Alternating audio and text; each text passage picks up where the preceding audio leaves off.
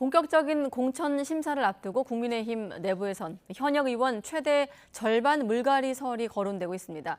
당무감사 결과를 토대로 경쟁력이 떨어지는 인사들을 대폭 교체할 거란 전망인데 민주당에선 이낙연 전 대표의 신당 창당 가능성도 주목받고 있습니다. 국회로 가보겠습니다. 손효정 기자. 네, 국회입니다. 네, 먼저 국민의힘 당무감사 결과 후폭풍이 이어지고 있죠? 네, 하위 평가를 받은 당협위원장 46명, 22.5%의 공천 배제를 권고한 당무 감사 결과가 발표된 이후 국민의힘에선 현역 교체 폭이 더 클 거란 관측이 제기되고 있습니다. 현역 의원 최대 절반가량이 물갈이 될 거란 이야기가 당 안팎에서 나오는 겁니다.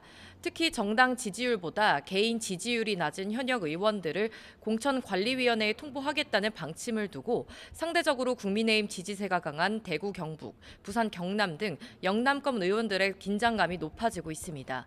감사 결과를 바탕으로 컷오프 칼날이 우선 영남권 현역 의원을 향할 거란 우려입니다. 영남권 의원들은 물갈이 자체가 총선 승리로 연결되는 게 아니고 투명하고 객관적인 공천 절차가 보장돼야 한다며 이 같은 전망을 경계했습니다. 선거 때마다 이렇게 좀 물갈이라는 이름으로 이제 혁신을 좀 해왔고 지난 21대 때 한 43%를 물갈이를 했습니다. 그렇기 때문에 이제 혁신을 하더라도 물갈이를 하더라도 좀 좋은 물갈이. 당 핵심 관계자는 당무 감사 하위권에 영남권 의원들이 대거 포함됐다는 일부 보도에는 선을 그으면서도 총선 때마다 현역 의원 교체율이 40%가량 된다며 대규모 물갈이론의 여지를 남겼습니다. 당무 감사위 관계자도 YTN과의 통화에서 당보다 지지율이 낮은 현역 의원 규모는 두 자릿수라고 밝혔습니다. 이런 가운데 본격적인 공천 심사를 진행할 여당 공천관리위원회는 이르면 다음 달 중순 출범할 것으로 보입니다.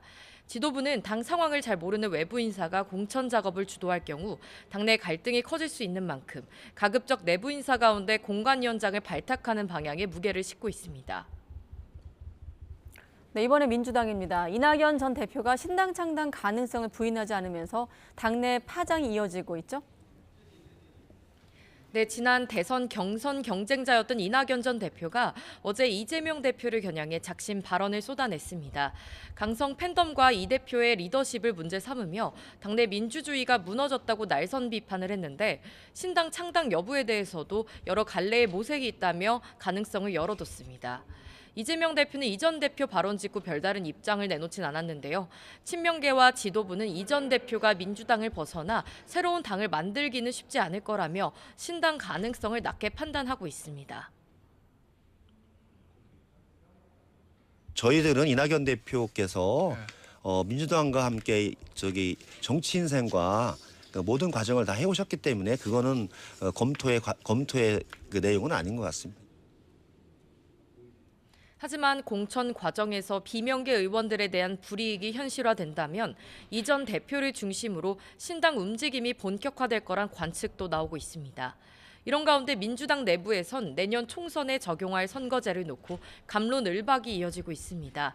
크게 지금의 준연동형 비례대표제를 유지하며 위성정당 방지법을 통과시키는 방안과 병립형 권역별 비례대표제를 도입하는 방안이 맞서고 있습니다.